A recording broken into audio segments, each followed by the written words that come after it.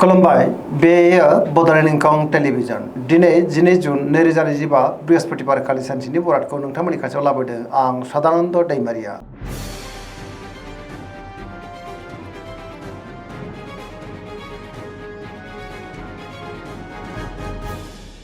सिगां फरायनो लादों मेष राशि गिबि हांखो अ ल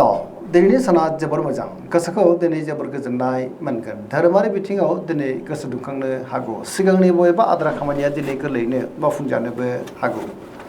जेरावबो जाफुंसारगोन गावनि गोसोनि साननायफोरखौ दिनै गुबुननो फोरमायनोबो हागोन मावनो लानाय खामानिफ्रा थि समावनो आरो गोरलैयैनो मावफुंजानायाव गोसोआ दिनै जोबोर खुसि जागोन सोरजोंबा बाख्नाय जानोबो हागौ देहाया दिनै मोजाङैनो थागोन रांखावरियाव दिनै जोबोर मोजां होनजायो मोननो गोनांखौ दिनै मोननोबो हागौ आयाबो बांनो हागौ बेफार फालांगियाव दिनै मोजां मुलाम्फा मोननोबो हागोन न'खराव बिसि फिसायनि गेजेराव अननानै फैगोन बिदा फंबायनिफ्राय थोजासे हेफाजाब मोननोबो हागौ समाजाव मान मोनगोन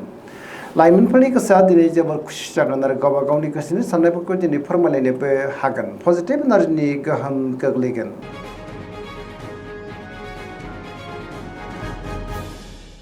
वृष राशि गिबि हांखो इ उ ब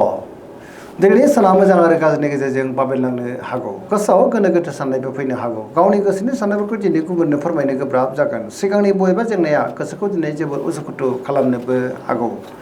मावनो लानाय खामानिखौ मावफुंनायाव माबा नङा मोनसे हेंथाबो फैनो हागौ समाजाव मानहानि जालांनोबो हागौ रांखावरियाव बारा मोजां नङा होनजायो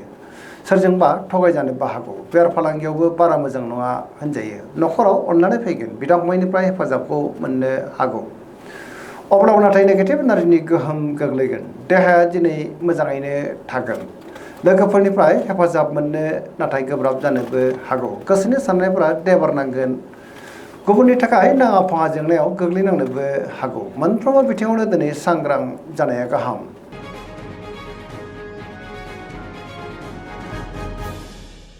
मिथुन राशि गिबि हांखो क स दिनैनि साना मोजां आरो गाज्रिनि गेजेरजोंनो बाबेनलांनो हागौ गोसोआव गोनो गोथो साननाय फैगोन गियाननि आंखाल जानोबो हागौ सोरजोंबा एना एनिबो जानो हागौ गोसोनि साननायफ्रा दिनै गोरोबलायाबो जानो हागौ देहाया मोजाङैनो थागोन अब्लाबो नाथाय जानाय लोंनायाव सांग्रां जानांगोन रांखावरियाव मोजां बेफार फालांगियावबो मोजां न'खराव एना एनिबो फैनो हागौ गुबुननि थाखाय नाङा फाङा जेंनायाव गोग्लैनांनोबो हागौ मावनो लानाय खामानिखौ मावफुंनायाव माबा नङा मोनसे हेंथाबो फैनो हागौ सोरबा लोगोनिफ्राय हरखाबै गाज्रि खौरांबो फैनो हागौ नेगेटिभ एनार्जिनि गोहोम गोग्लैगोन लाइमोनफ्रा गावबा गावनि गोसोनि साननायफोरखौ दिनै फोरमायलायनो गोब्राब जानोबो हागौ गोसोआ दिनै जोबोर उसुखुथु जागोन।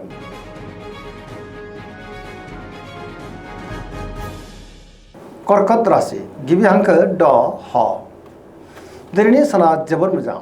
गोसोखौ दिनै जोबोर गोजोननाय मोनगोन सोरजोंबा बाख्नाय जानोबो हागौ मावनो लानाय खामानिफ्रा दिनै थि समावनो आरो गोरलैयैनो मावफुंजानो हागौ धोरोमारि बिथिङावबो गोसो दुंखांगोन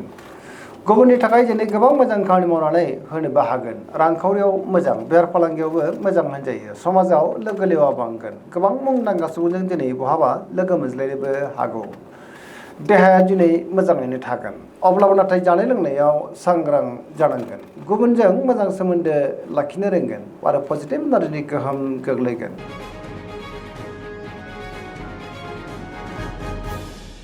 सिंह राशि गिबि हांखो म ट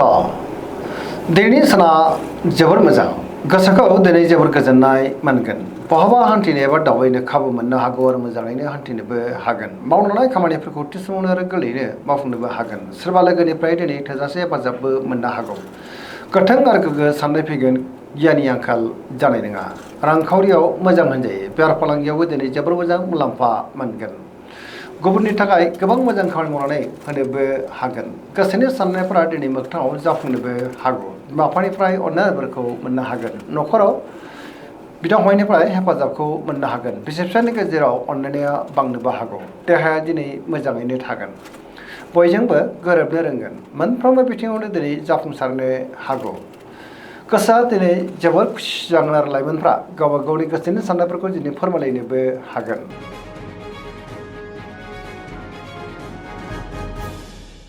कन्या राशि गिबि हांखो प ट दिनैनि साना जोबोर मोजां गोसोखौ दिनै जोबोर गोजोननाय मोनगोन गोसोआव गोथों आरो गोग्गो साननाय फैगोन गियाननि आंखाल जानाय नङा सोरबा लोगोजों बाख्नाय जानोबो हागौ देहाया दिनै मोजाङैनो थागोन गोबां मुंदांखा सुबुंजों दिनै बहाबा लोगो मोनज्लायनोबो हागौ बिमा बिफानिफ्राय अननायफोरखौ मोननो हागौ सोरजोंबा बाख्नाय जानोबो हागौ आरो पजिटिभ एनार्जिनि गोहोम गोग्लैगोन लाइमोनफ्रा गावबा गावनि गोसोनि साननायफोरखौ दिनै फोरमायलायनोबो हागोन पजिटिभ साननो रोंगोन गियाननि आंखाल जानाय नङा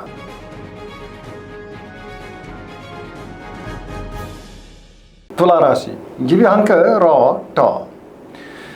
दिनैनि साना मोजां आरो गाज्रिनि गेजेरजोंनो बाबेनलांनो हागौ गोबां रोखोमनि जेंना जेंनाजों दिनै मोगा मोगि जानांनोबो हागौ गोसोआव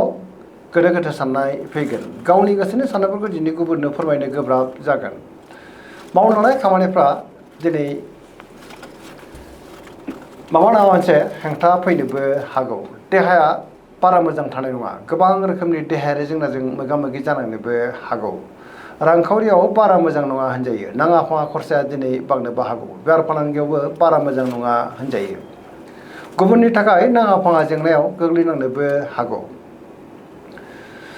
सोरबा लोगोनिफ्राय हेफाजाब लानांनोबो हागौ गोदान थांखि लानो हानाय नङा सेंग्रा सिख्लाफोरनि गोसोआ दिनै जोबोर आला खाला जागोन गावबा गावनि गोसोनि साननायफोरखौबो दिनै फोरमायलायनो गोब्राब जानोबो हागौ नेगेटिभ एनार्जिनि गोहोम गोग्लैगोन धोरोमारि बिथिङाव गोसो दुंखांनो हागौ फरायसाफ्रा दिनै फरायनायाव गोसो दुंखांगोन आरो मोजां फिथाइ मोननोबो हागोन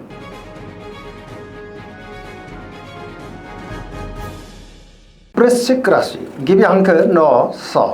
दिनैनि साना जोबोर मोजां पजिटिभ एनार्जिनि गोहोम गोग्लैगोन गोथों आरो गोग्गो साननो रोंगोन गियाननि आंखाल जानाय नङा सोरजोंबा बाख्नाय जानोबो हागौ बहानिफ्रायबा हरखाबै मोजां खौरांबो फैनो हागौ धोरोमारि बिथिङाव दिनै गोसो दुंखांगोन गुबुननि थाखाय गोबां मोजां खामानि मावनानै होनोबो हागोन गोसोनि बोलोआ बांगोन समाजाव दिनै बयजोंबो मान होजागोन बिमा बिफानिफ्राय अननायफोरखौ मोननो हागौ रांखावरियाव मोजां होनजायो बेफार फालांगियाव दिनै जोबोर मोजां मुलाम्फा मोननो हागोन गोथों आरो गोग्गो साननो रोंगोन गियाननि आंखाल जानाय नङा देहाया दिनै मोजाङैनो थागोन फरायसाफ्रा फरायनायाव गोसो दुंखांगोन आरो मोजां फिथाइ मोननोबो हागोन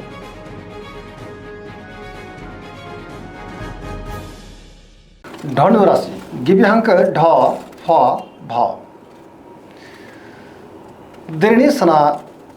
मोजां आरो गाज्रिनि गेजेरजोंनो बाबेनलांनो हागौ गोसोआव दिनै गोनो गोथो साननायबो फैनो हागौ सोरबा लोगोनिफ्राय हरखाबै गाज्रि खौरांबो मोननो हागौ मावनो लानाय खामानिखौ मावफुंनायाव माबा नङा मोनसे हेंथाबो फैनो हागौ गोसोनि साननायफ्रा दिनै देबारनांगोन रांखावरियाव बारा मोजां नङा नाङा फाङा खरसाया दिनै बांनोबो हागौ बेफार फालांगियावबो बारा मोजां नङा होनजायो सोरजोंबा थगायजानोबो हागौ समाजाव मानहानि जानांनोबो हागौ लामा सामायाव हान्थियोब्ला सांग्रां जानांगोन देहाया मोजाङैनो थागोन अब्लाबो नाथाय जानाय लोंनायाव सांग्रां जानांगोन बिदा फंबायनिफ्राय हेफाजाबखौ मोननो गोब्राब जानोबो हागौ लाइमोनफोरनि गोसोआ दिनै जोबोर उसुखुथु जागोन गावबा गावनि गोसोनि साननायफोरखौ फोरमायलायनोबो दिनै गोब्राब जानोबो हागौ नेगेटिभ एनार्जिनि गोहोम गोग्लैगोन मोनफ्रोमबो बिथिङावनो दिनै सांग्रां जानाया गाहाम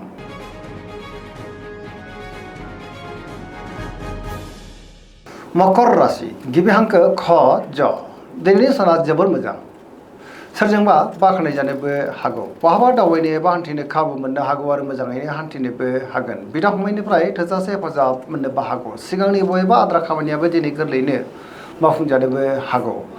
रांखावरियाव मोजां होनजायो बेफार फालांगियाव मोजां गोबां मुलाम्फा मोननोबो हागौ सोरजोंबा बाख्नाय जानोबो हागौ गोदान थांखि लानो रोंगोन सेंग्रा सिख्लाफ्रा दिनै गावबा गावनि गोसोनि साननायफोरखौ फोरमायलायनोबो हागोन बिदा फंबायनिफ्राय हेफाजाबखौ मोननो हागोन आरो पजिटिभ एनार्जिनि गोहोम गोग्लैगोन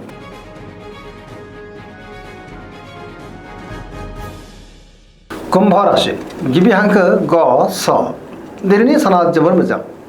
सोरजोंबा बाख्नाय जानोबो हागौ बिदा फंबायनिफ्राय थोजासे हेफाजाबबो मोननो हागौ बहाबा दावबायनो एबा हान्थिनो खाबु मोनगोन आरो मोजाङैनो हान्थिनोबो हागोन सिगांनि बबेबा आद्रा खामानिया दिनै गोरलैयैनो सुस्रांजानो हागौ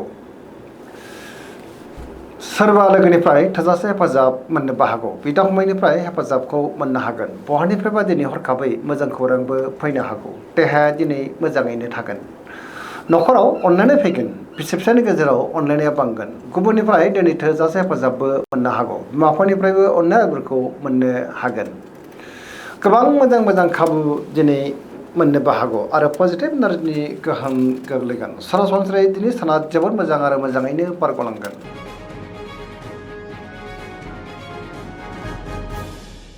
मीन राशि गिबि हांखो ड स दिनैनि साना जोबोद मोजां। गुबुननि थाखाय दिनै गोबां मोजां खामानि मावनानै होनोबो हागोन। सोरबा लोगोजों दिनै बाख्नाय जानोबो हागौ। सिगांनि बबेबा आद्रा खामानियाबो मावफुंजानो हागौ। गोसोआव पजिटिभ साननाय फैगोन। गोसोनि बोलोआबो दिनै बांनो हागौ। फरायसाफोरा फरायनायाव गोसो दुंखांगोन आरो मोजां फिथाइ मोननोबो हागोन।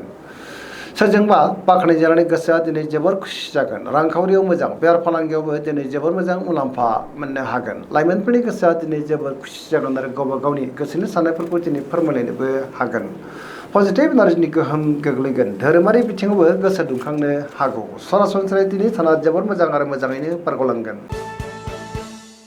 दिनैनि राशि फरायनाया एसेनोसै। जोबनायाव बेखौनो खावलायो जाहाथे नोंथांमोना सानफ्रामबो जोंनि बे बड'लेण्ड इंखं टेलिभिजनखौ नायबाय थायो आरो साबस्क्राइब खालामो, लोगोसे लाइक खालामो आरो शेयार खालामो। एसेनोसै, गोजोन्थों।